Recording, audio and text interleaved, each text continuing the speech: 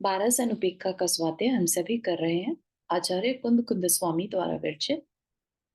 नविदूण सव्व सिद्धे जाणोत्तम खविद दीह संसारे। दस दस दो दो वजने दस दो अणुपेहणम वोच्छे। नमो अरिहंताणम नमो सिद्धाणम नमो आयर्याणम नमो उवज्जायाणम नमो लोए सवसाहुणम। पंच परमेष्ठी भगवान की जय। अगले 45 मिनट के लिए सभी प्रकार के पापों को त्याग करके सभी नौ बार नमो का मंत्र पढ़ लें।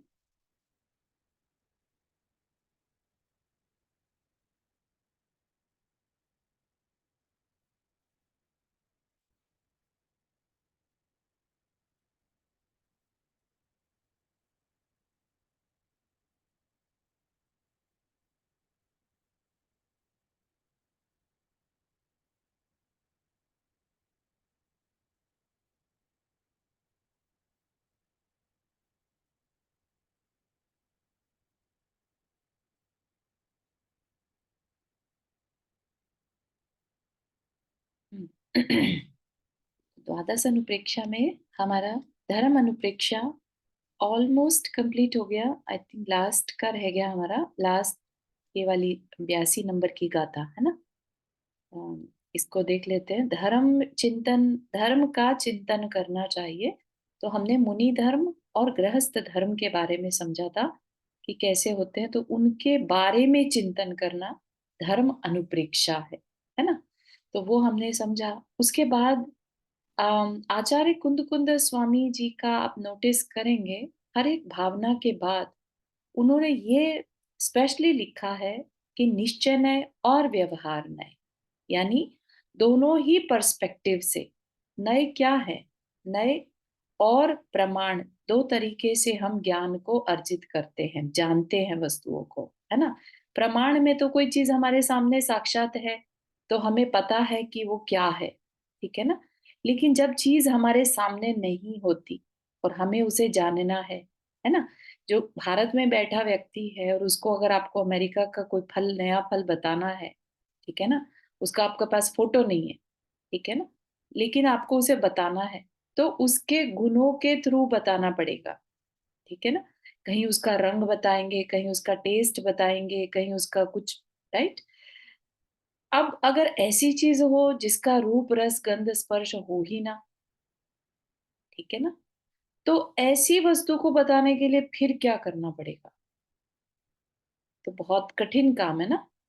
तो जब आत्म द्रव्य की बात की जाती है जो कि अदृश्य है, अमूर्तिक है ना, उसको भी भगवान, हमारे आचार्यों ने या भगवान की दिव्य ध्वनि में खिरा वैसा जीव द्रव्य हम तक उसकी जानकारी कैसे पहुंचे, है ना। तो जो नहीं दिखता, जो दिख रहा है, उस सबको जानने के बाद इन सब से परे जो नहीं दिखता वह जीव द्रव्य है, ठीक है।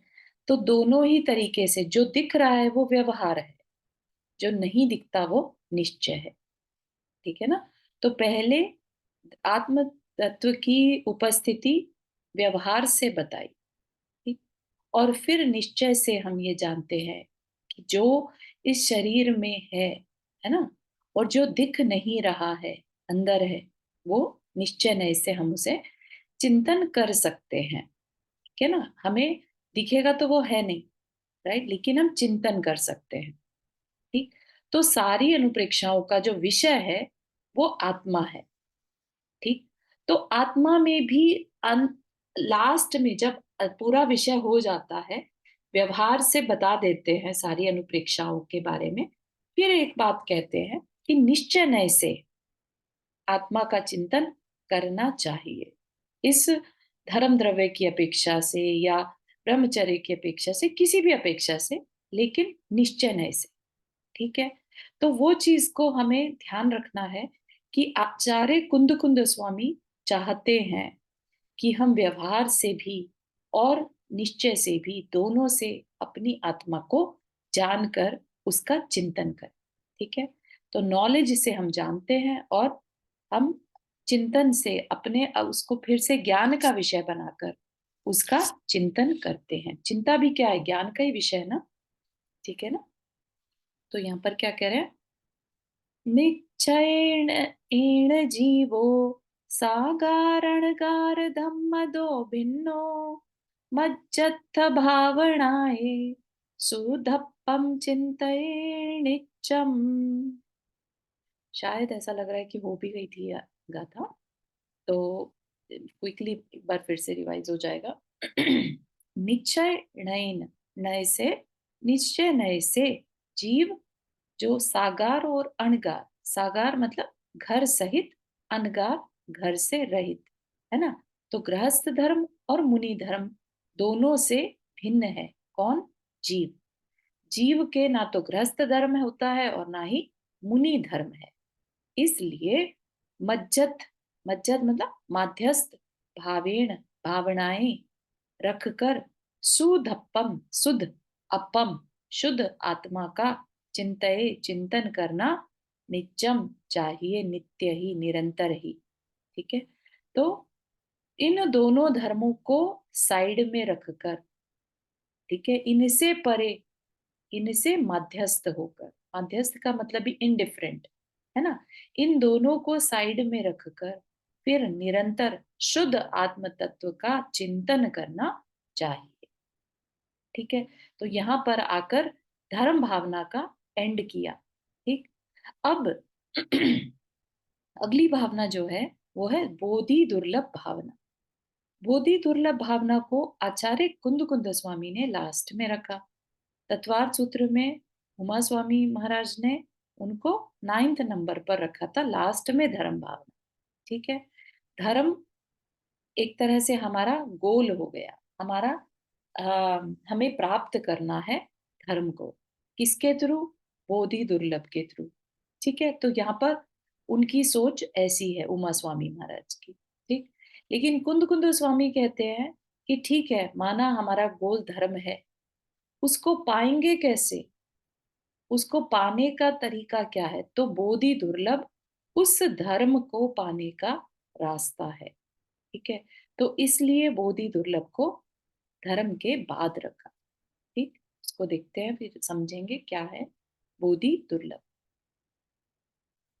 उपजति सन्नाणं जेण उवायेण तस्सुवायस्स चिंता हवे भोः अचंतम दुल्लहम होदी। उपजति, उपजता है, उपजता है मतलब उत्पन्न होता है। सन्नानम, सन्नानम मतलब सम्यक ज्ञान, उपजता है सम्यक ज्ञान, जेण जिस, उवाएण उपाय से, जिस उपाय से सम्यक ज्ञान उत्पन्न होता है, तस्वायस वह क्या है, उसका हमें चिंतन करना है। चिंता हवै बोहो, बोहो मतलब बोधि, वह चिंता जो है वह बोधि है, चिंतन करना ही बोधि है। तो किस उपाय से चिंतन कर पा रहे हैं हम, सम्यक ज्ञान से। ठीक है। अचंतम, अचंत, अचंत्य मतलब अत्यंत, दुर्लभ, दुर्लभ, बोधि होता है क्या, बोधि, बोधि अत्यंत दुर्लभ है। ठीक है। तो पहले तो हम बोधि की प्राप्ति किसको हो सकती है, जो संगी पंचेंद्रिय है। ठीक है। जो संगी पंचेंद्रिय है उसी के पास यह सम्यक ज्ञान उत्पन्न हो सकता है। ठीक है। तो यहां पर कह रहे हैं अब कि जिस किस उपाय से सम्यक ज्ञान उत्पन्न होता है उस उपाय की चिंता, चिंता मतलब चिंतन, बोधि है। ठीक है। तो अब यहाँ पर पहले हम समझे सम्यक ज्ञान क्या होता है ना। सम्यक ज्ञान उत्पन्न किया जाता है, ये भी हमें समझना होगा। ठीक है ना। और जिस उपाय से वह उत्पन्न हो सकता है उसकी चिंता करना, उसका चिंतन करना कि मैं ऐसा क्या करूं जिससे सम्यक ज्ञान उत्पन्न हो। ठीक। और हमने जो अम, अभी हमारा अलग विषय जो चल रहा है सम्यक दर्शन का, वहां पर हमने क्या पढ़ा था कि सम्यक दर्शन और सम्यक ज्ञान एक साथ उत्पन्न होते हैं। ठीक है, उत्पन्न मतलब आत्मा में प्रकट होते हैं, आत्मा के गुण है। ठीक है, तो किसको प्रकट करने की बात की जा रही है? सम्यक ज्ञान को। ज्ञान सबके पास है, ज्ञान चीटी में भी है, लेकिन क्या वह उसका ज्ञान सम्यक ज्ञान है? नहीं, यह बहुत दुर्लभ है। इस तरह का ज्ञान, सम्यक ज्ञान होना दुर्लभ है, ये यहाँ पर कहना चाह रहे हैं। पहले तो मनुष्य बनना दुर्लभ है ना? और मनुष्य बनने के बाद भी सम्यक ज्ञान उत्पन्न होना अत्यंत दुर्लभ है। ऐसा ज्ञान जो हमें मोक्ष तक पहुंचा सकता है, बोध, है ना? बोध कहते हैं ना जिसे। तो सही ज्ञान का होना दुर्लभ है, ऐसी भावना, ऐसा अनुप्रेक्षा में लेकर आना। तो जिस उपाय से सम्यक ज्ञान होता है उस उपाय की चिंता, उसका चिंतन। तो उपाय यहाँ पर क्या है? तो जो हम यहाँ पर सीख रहे हैं, स्वाध्याय कर रहे हैं, ठीक है ना? स्वाध्याय करना जो सम्यक दर्शन का कारण है, ठीक है, मंद कषाय होना। तो जिन किन उपायों से सम्यक दर्शन होता है, वो ही सारे उपाय सम्यक ज्ञान के भी हैं। ठीक है ना? तो सम्यक दर्शन के लिए हमें क्या क्या चीजें चाहिए रहती हैं? हमें देशना चाहिए रहती है। हमारे पास ज्ञान का श्रेयोपशम होना जरूरी है। हमारे पास कषायों का मंद होना जरूरी है। तो हम ये विचार करें कि हमारी कषायें कैसे शांत हो सकती हैं। हमारी कषायें अगर बहुत क्रोध, मान, माया, लोभ होगा, है ना, अनंतानुबंधी जो होता है, हम जिस किसी को भी क्षमा नहीं कर पाते हैं, है ना? हम क्यों नहीं क्षमा कर पाते हैं? क्योंकि हमें लगता है कि ये जो उसने हमें कह दिया, ठीक है ना, ये अब जन्मों जन्मों तक हम याद रखने वाले हैं। उसने ऐसा कैसे कह दिया?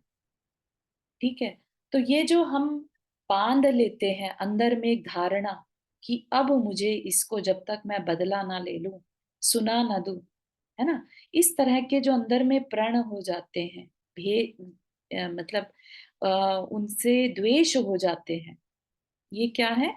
अनंतानुबंधी कषाय। ठीक, तो ये अनंतानुबंधी कषाय तीव्र कषाय की अवस्था में ही पॉसिबल है।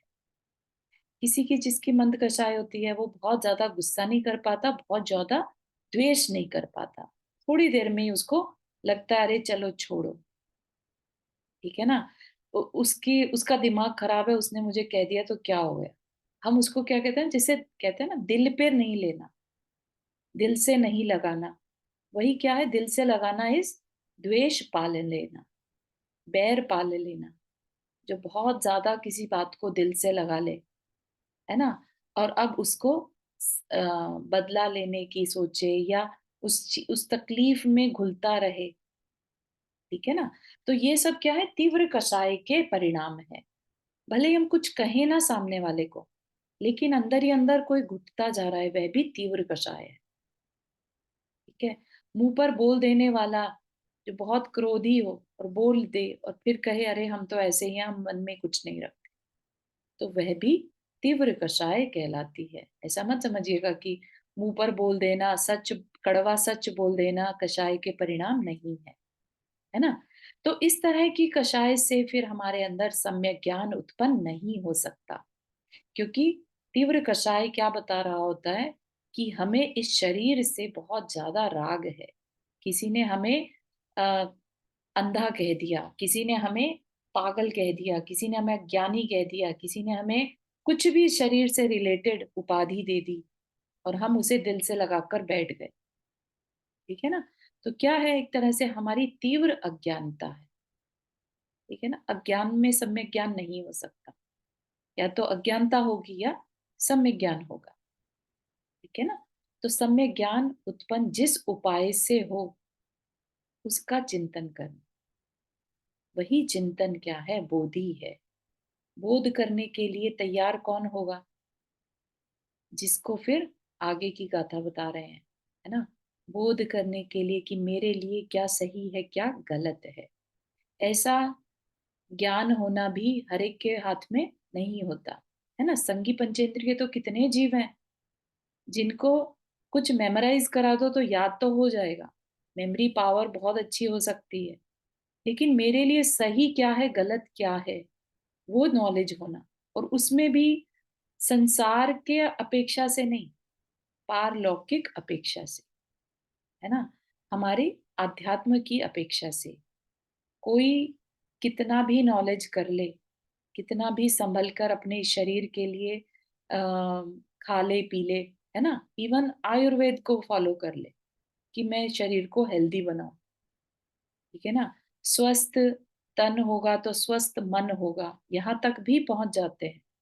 लेकिन उसके बाद भी स्वस्थ मन होना अलग बात है, और मेरे लिए उपादेय क्या है, मैं आत्मा हूँ, इस शरीर से अलग हूँ, भिन्न हूँ, है ना, ये बात ध्यान में आ पाना, ये क्या है, बोधि है। ठीक है। उसके बाद उस पे चारित्र का पालन कर पाना, व्रत नियम ले पाना, सोचिए आप कितना दुर्लभतम चीज होती चली जाती है। ठीक है ना। और हमें हमें आप सोचिए पहले के टाइम में जहाँ आचार्य थे, है ना, पहले के टाइम में जहाँ हर जगह पर ये डिजिटल मीडिया अवेलेबल नहीं था, आज हम अमेरिका में बैठकर भी स्वाध्याय कर पा रहे हैं।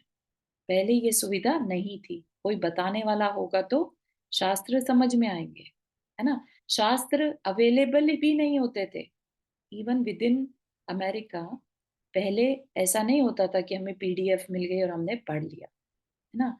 किसी कोई भारत से लेकर आया, है ना, फिर वो एक ने पढ़ा, फिर वहीं से वो दूसरे ने सर्कुलेट किया तो ठीक है पता चला। लेकिन तब तक इतना भी कनेक्शन नहीं होता था, फोन भी इतने अवेलेबल नहीं होते थे कि किसी से पता चल जाए कि कौन कहाँ रहता है ना। गूगल मैप्स नहीं थे, डिस्टेंसेस इतने नहीं थे, सबके पास व्हीकल हो ये जरूरी नहीं था, है ना। भारत में विद इन भारत एक स्थान से दूसरे स्थान पर जाना इतना इजी नहीं था। तो जो बोधि है तो वो मिले कैसे, हर जगह जैन साधु जैन आचार्य मिल जाएं ये जरूरी तो नहीं। ठीक है ना। तो हम ये कह सकते हैं कि हम इतने अ, पुण्यशाली जीव रहे, राइट, कि हम अमेरिका में रहकर भी इस ज्ञान को पाने की क्षमता रख पा रहे हैं, अवसर प्राप्त कर पा रहे हैं। फिर भारत में जाकर या ऑनलाइन के थ्रू महाराज जी लोगों के प्रवचन डायरेक्ट सुन पाना, उनकी वाणी हम तक पहुंच पा रही है। ठीक है ना। लेकिन आप इसकी दुर्लभता को चिंतन कर सकते हैं कितना ये दुर्लभ था पहले, और आज भी है ना।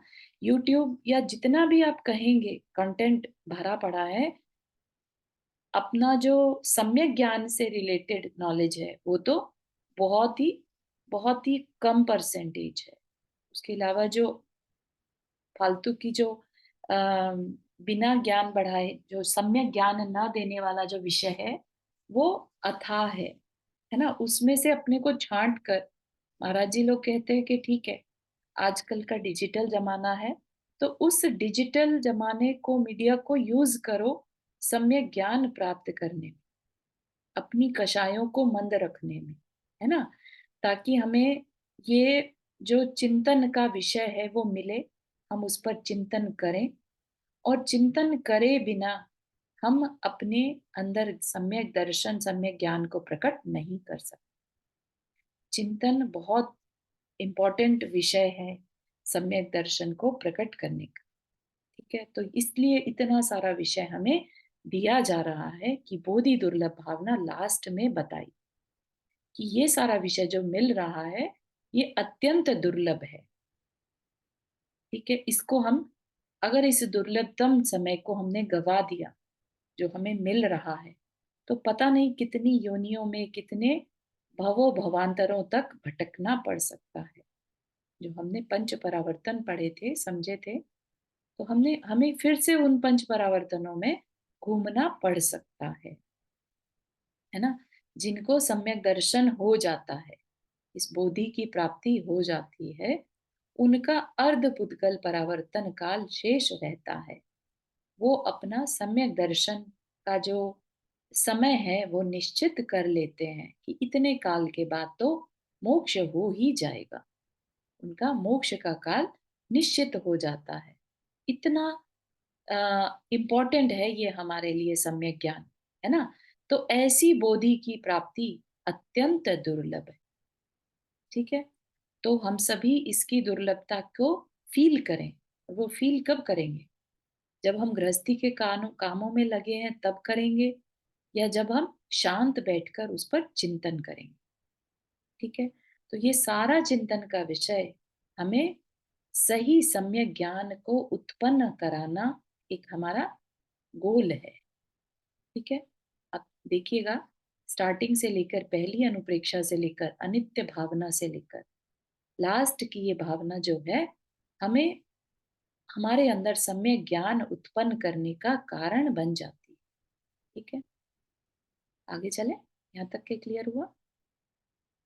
बोधि दुर्लभ भावना।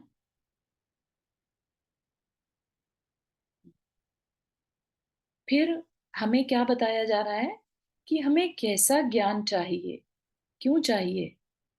ठीक है? तो ये जो सम्यक ज्ञान है, उसके थोड़ा सा उसका एक्सप्लेनेशन दे रहे हैं। क्या कह रहे हैं? कमुदय जपज्जायाम हेयं खाओ वद ममीयणाणं तु सगदव्वमुवाधेयं निच्छयति होदि सन्नाणम्।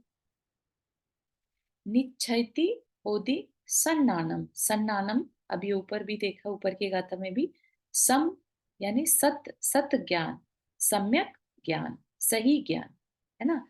निच्छयति निश्चय से, होदि होता है। सम्यक ज्ञान निश्चय से होता है। तो कौन सा ज्ञान सम्यक ज्ञान निश्चय से होता है? तो क्या कहा? तो दो तरह के जो नॉलेज है वो दो तरह की हो गई। कर्म उदय, कर्म के उदय से होने वाला ज्ञान, जिसे हम क्षयोपशमिक ज्ञान कहते हैं। ठीक है? ज्ञान सबको मालूम है, ज्ञान हम सबके पास है, लेकिन हम सबका ज्ञान कैसा है?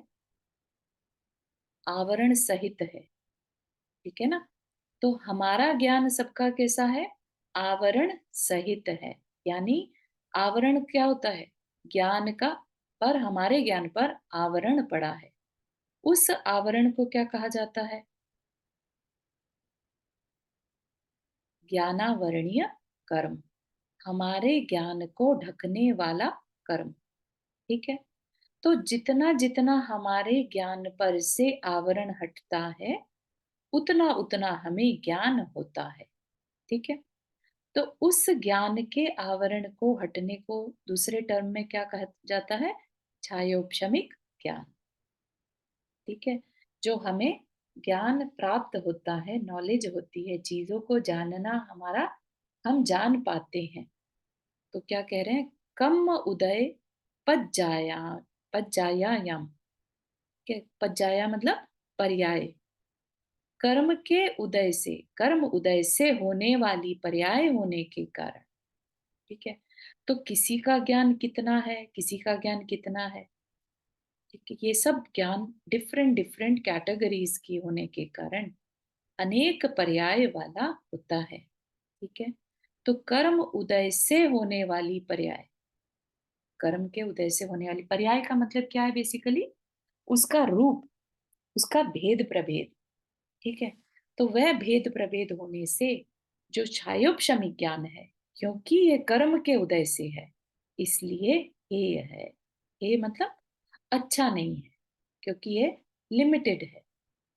क्योंकि कर्म से, कर्म ने इसे हमारे नॉलेज को ढका हुआ है। ठीक है? तो जो चीज ढकी हुई है, अधूरी है, वो क्या कह रहे हैं? कि वो अधूरा नहीं चाहिए हमें। ठीक है ना? तो अधूरा नहीं चाहिए का क्या मतलब है? अधूरा हमारे लिए ये है। ठीक है? तो अधूरे ज्ञान को टेक्निकल वर्ड में क्या कहते हैं? छायोपशमिक ज्ञान। ठीक है ना? हम और आप हैं जैसे, हमारा ज्ञान क्या है? अधूरा ज्ञान है। जो केवली होते हैं, जो तीर्थंकर बन जाते हैं, जो सिद्ध हैं, उनका ज्ञान क्या है? संपूर्ण ज्ञान है। ठीक है? उन्होंने अपने आप को पूरी तरह से जान लिया। उनका ज्ञान अब कर्म से ढका हुआ नहीं है, ठीक है ना। तो वह जो ज्ञान है वह उपादेय है, ठीक। उसी को हम क्या कह सकते हैं यहाँ पर, सग दव। सग मतलब सब, स्वयं का, दव द्रव्य, स्वद्रव्य क्या है, उवादेयम, उपादेय है, ठीक है। तो अपने को जो ज्ञान कराए, अपना ज्ञान कराए, ठीक है, वह ज्ञान क्या है, उपादेय है। ऐसा निश्चय होना सम्यक ज्ञान है, ठीक है। तो कर्म से जो होने वाला ज्ञान है वो हेय है, और आत्मद्रव्य जो है वही उपादेय है। ऐसा जब हमें निश्चित हो जाए, ऐसा जब हमें डिसीजन में, अंदर में उतर जाए, हमारे सब कॉन्शियस में क्लैरिटी में आ जाए कि मेरे लिए ये जो अधूरा ज्ञान है ये तो हेय है, और मेरा जो आत्मद्रव्य है वह मेरे लिए उपादेय है, मुझे पाने योग्य है। उपादेय मतलब पाने योग्य है, कि मैं जो, मुझे कोई भी इच्छा अगर हो तो वो इस अधूरे ज्ञान की ना हो, मुझे आत्मद्रव्य की इच्छा हो, आत्मद्रव्य को पाना ही मेरा लक्ष्य हो। जब ऐसा निश्चित हो जाए, निश्चय कर लें, ऐसा निश्चय होना भी तो एक प्रकार का ज्ञान ही है ना। तो वह जब निश्चय हो, यानी कि वह, मान लीजिए आपका वही ज्ञान जो अधूरा ज्ञान अभी था, वही सम्यक ज्ञान कहलाए, ठीक है ना। तो अभी है तो वो अधूरा ही, लेकिन सम्यक ज्ञान कहलाएगा जिस मोमेंट में हमें अपना आत्मद्रव्य उपादेय लगने लगे, समझ में आ जाए, वही मोमेंट हमारा वह अधूरा नॉलेज ही सम्यक ज्ञान में कन्वर्ट हो जाता है, ठीक है। उससे पहले का सारा ज्ञान हमारे लिए हेय है, वेस्ट है हमारे लिए, ठीक है ना। जब तक हमने अपने आत्मद्रव्य को उपादेय नहीं माना, तब तक हमारा नॉलेज वेस्ट है।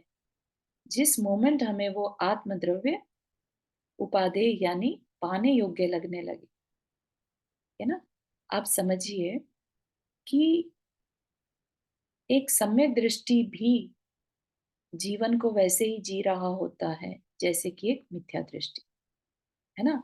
वह भी खाना भोजन ग्रहण करेगा, वह भी अपने सारे काम करता है, लेकिन अंदर में क्लैरिटी हो गई कि अब मुझे कर्मों को और इकट्ठा नहीं करना, है ना, क्योंकि मेरे आत्मद्रव्य को तकलीफ होती है।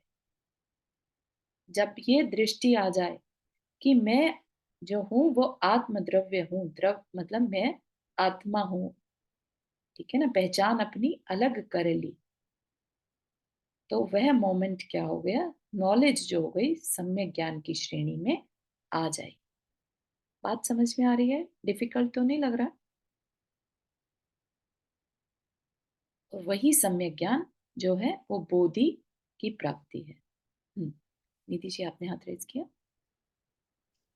हाँ जजमेंट चारू जी। जय जी। इसमें आत्मद्रव्य मतलब केवल ज्ञान को मानेंगे क्या?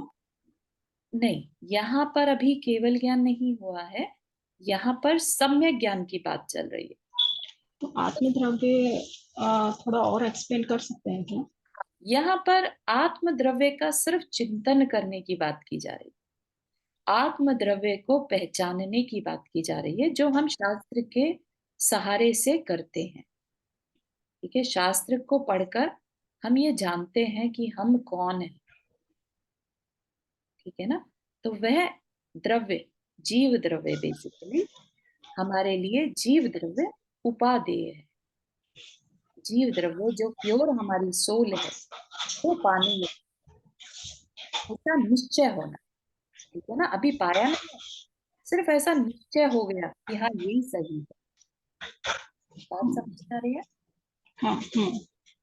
तो सिर्फ निश्चय हो जाना ही सम्यक, ठीक है ना। और यही चिंतन, यही सम्यक ज्ञान क्या है, बोधि दुर्लभ है, बोध हो जाना। इसका मतलब चारू जी अपनी रियल पहचान होना चाहिए, तभी हाँ, अपना कल्याण होगा। बिल्कुल बिल्कुल। ज्ञान होना कोई बड़ी बात नहीं है, ज्ञान तो एक चींटी के पास भी है, मच्छर हाँ के पास भी है ना। वो ज्ञान से मैटर नहीं है, वो क्षायोपशमी ज्ञान तो सबके पास है। हमारा ज्ञान, हम कौन है, ये ज्ञान जब हो जाता है, निश्चय हो जाता है, तब जाके वही ज्ञान, वही क्षायोपशमी ज्ञान सम्यक ज्ञान कहलाता है, ये कहना चाहते हैं। ठीक है, ये भी हमें थैंक यू। में या लाना। क्योंकि चारू जी, हमें तो व्यवहार रत्नंत्र तो अनेकों बार हमने हाँ, अनेक पर्याय में हमने तो सीखा है, लेकिन अब ये निश्चय। जो आत्म द्रव्य में निश्चय ने जो ज्ञान है, हम्म, उसको पहचान के हमें अपना कल्याण करना है। बिल्कुल, उसको अगर हमने अलग नहीं माना, समझा नहीं ना उसकी हम्म। क्वालिटी को, ठीक है ना, कि मैं नित्य हूं, स्टार्टिंग से यही कोशिश करी जा रही है ना बताने की।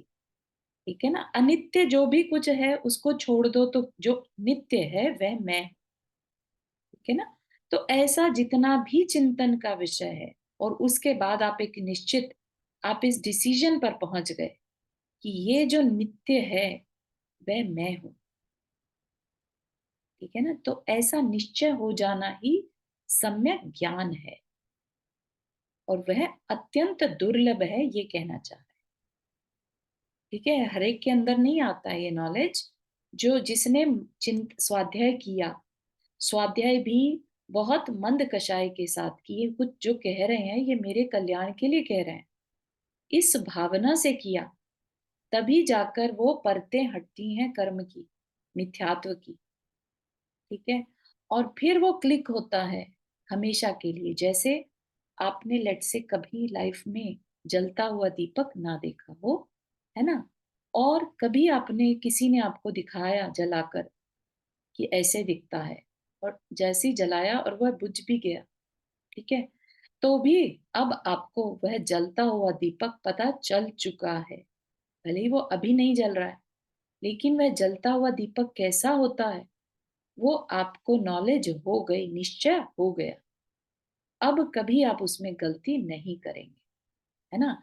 तो इसी तरह से एक बार आत्म द्रव्य का निश्चय हो गया कि ये ऐसा ही है, ठीक है, अब आपके लिए वही उपादेय हो जाएगा, वही पाने योग्य लक्ष्य बन गया।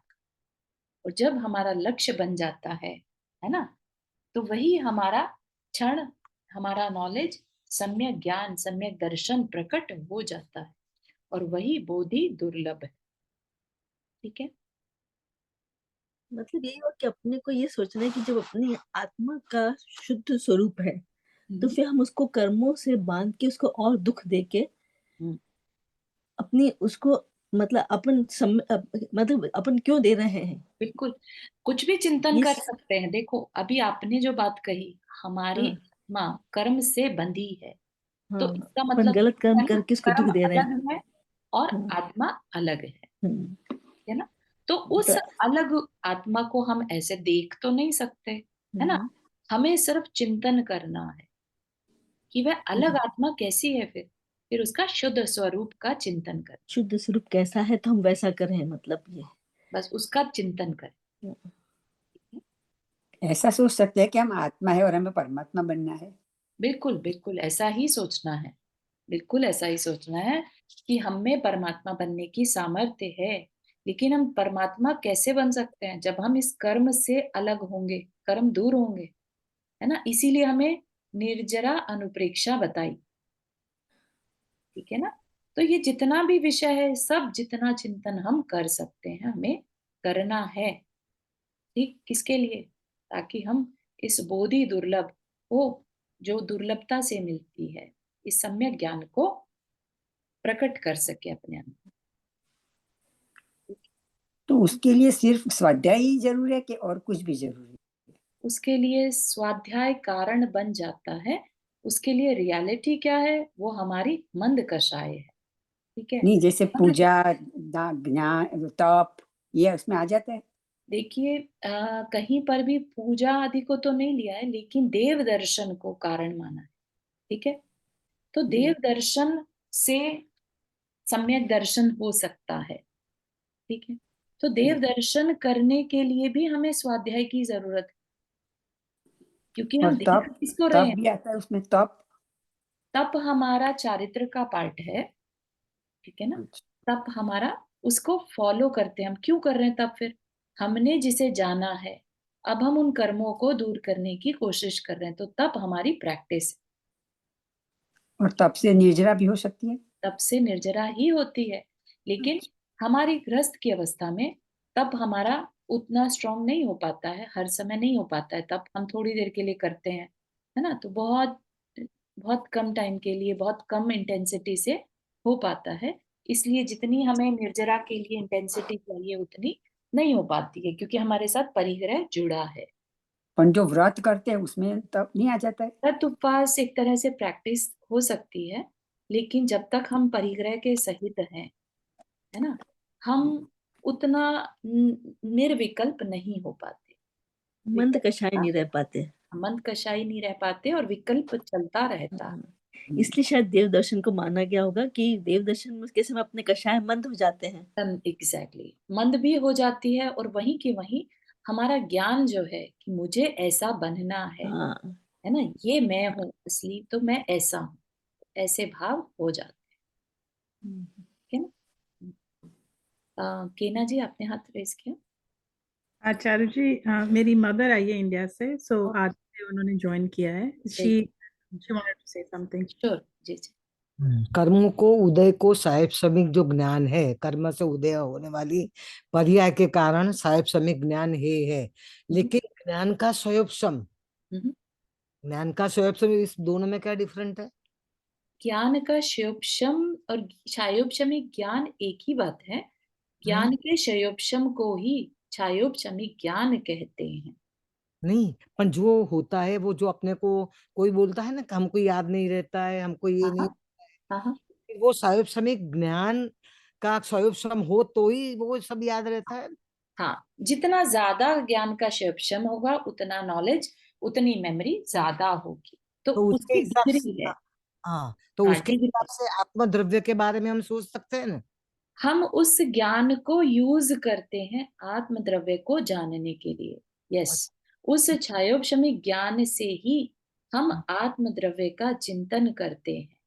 ओके। बिल्कुल सही है ना। और जब हम वो निश्चय कर लेते हैं, अपने आत्म द्रव्य को हम उपादेय मान लेते हैं, जानकर, उसको पहचान कर उसको उपादेय मान लेते हैं, तब वो हमारा क्षयोपशम ज्ञान क्या हो जाता है, सम्यक ज्ञान की कैटेगरी में आ जाता है। Thank you. ठीक है, जस्ट उसका फॉर्म बदल जाता है। ठीक है, ज्ञान तो ज्ञान ही रहेगा, क्षयोपशमी ज्ञान ही रहेगा, लेकिन अभी तक का ज्ञान वो हमारे लिए वेस्ट हो रहा था। अब हमने उसको सही डायरेक्शन दे दी, अब वो सम्यक ज्ञान कहलाने। Okay, thanks. ठीक है, वर्षा जी आपने हाथ रेस किया। हाँ जी, जय जिनेंद्र। मैं ये बोल रही थी, वो अभी कुसुम दीदी ने बोला ना, व्रत उपवास करने से निर्जरा होती है, तो निर्जरा तो चलो नहीं होगी, लेकिन संवर तो होता ही होगा, राइट? हाँ बिल्कुल होता है, पाप प्रकृतियों का संवर होता है।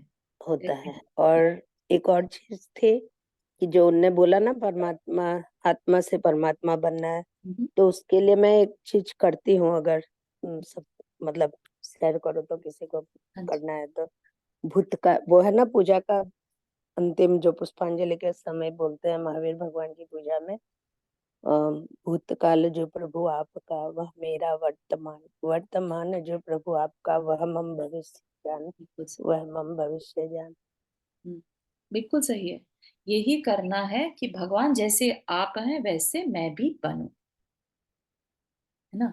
तो वही सेम बात है, और इसी को ध्यान में रखकर पंच कल्याण किए जाते हैं, प्रतिष्ठाएं की जाती है, जी, ताकि सोचा हम थोड़ा शेयर खुद करूं, भी, मैं ऐसा करती हूँ, मतलब भाव हाँ, बहुत अच्छा, रोज दर्शन के समय जब मंदिर में बहुत दर्शन सुंदर, करते हैं, बिल्कुल उस सही। टाइम बैठ के थोड़ा। अच्छा है, बहुत अच्छा। ठीक है,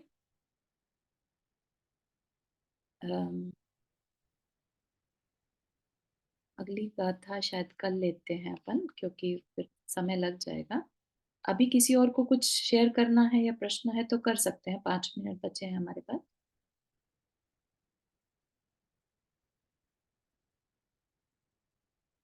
हम हमारा हम ये मंदिर, अगर मंदिर में दर्शन करने नहीं जा सकते और हम्म। घर पे अगर जो लाइव करते हैं तो उसका कोई इफेक्ट होता है कि नहीं होता है? इफेक्ट होता है, बिल्कुल होता है। इफेक्ट इन द सेंस कि आपके भाव विशुद्ध होते हैं, ठीक है। लाइव से उतनी विशुद्धि नहीं बढ़ेगी जितना डायरेक्ट से आप देखेंगे, आपके जो ऑनलाइन देखने से। और जो असल में आप देखिए ना, जैसे हम किसी का फोटो देखते हैं, है ना, और हम किसी से एक्चुअल में जाकर मिलते हैं, आप डिफरेंस फील करते हैं कि नहीं? हाँ। करते हैं ना। वैसा ही डिफरेंस है ये। हम कितना भी फोटो को क्लोजली देख लें, वो वर्गणाएं, वो चीज फील नहीं हो पाएगी जितना हम इधर तो मजबूरी, इंडिया में तो रोज जाते थे, इधर हाँ तो हाँ हाँ, मजबूरी मजबूरी है तो उसका तो कुछ नहीं कर सकते, तो एटलीस्ट फोटो देखकर भाव विशुद्धि कर सकते हैं। तो जैसा कहते हैं ना से कुछ अच्छा है। तो डेफिनेटली हमें जो भी हम चिंतन करें, जो जितना भी पॉसिबल हो, तो अच्छा ही देखें, अच्छा ही सुने, अच्छा बोलें, तब जाके हम ये कह सकते हैं कि हमने अपनी इंद्रियों का सही इस्तेमाल किया, है ना?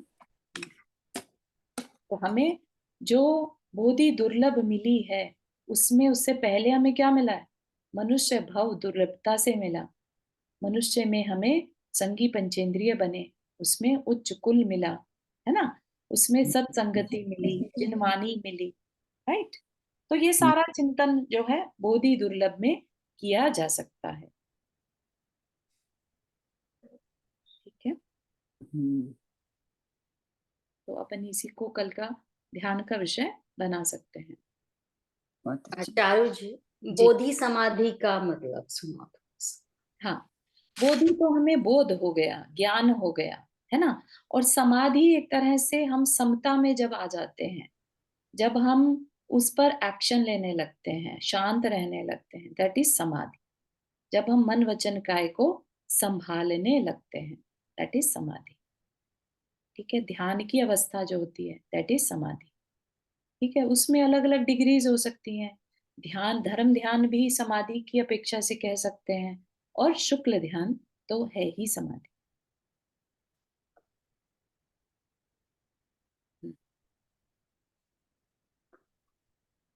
ठीक है। द्रव्य संग्रह में ऐसा बताया कि जो अप्राप्त सम्यक दर्शन, सम्यक ज्ञान, सम्यक चारित्र प्राप्त होने को बोधि कहते हैं, और सम्यक दर्शन, सम्यक ज्ञान, सम्यक चारित्र को निर्विघ्न से अगले भाव में अपने साथ लेके जाने के लिए समाधि।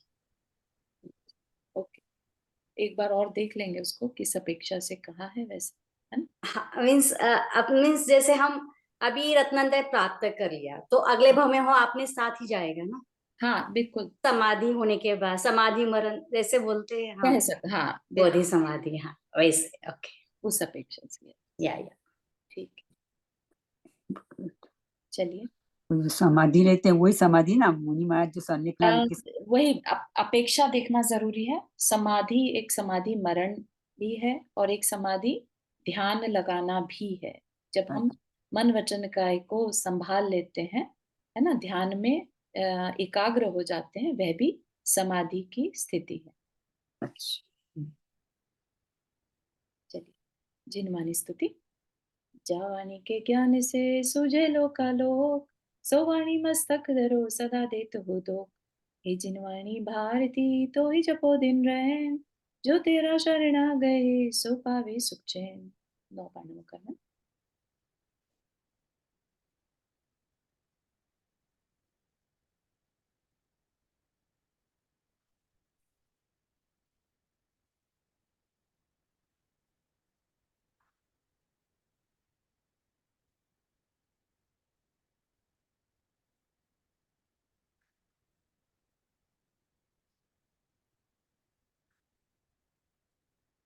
सबको जय जिनेन्द्र। जय जिनेन्द्र। जय जिनेन्द्र चारू जी, जय जिनेन्द्र सभी को। जय जिनेन्द्र सबको। जय जिनेन्द्र सभी को। सभी को जय जिनेन्द्र। जिनेन्द्र। जय जिनेन्द्र सभी को।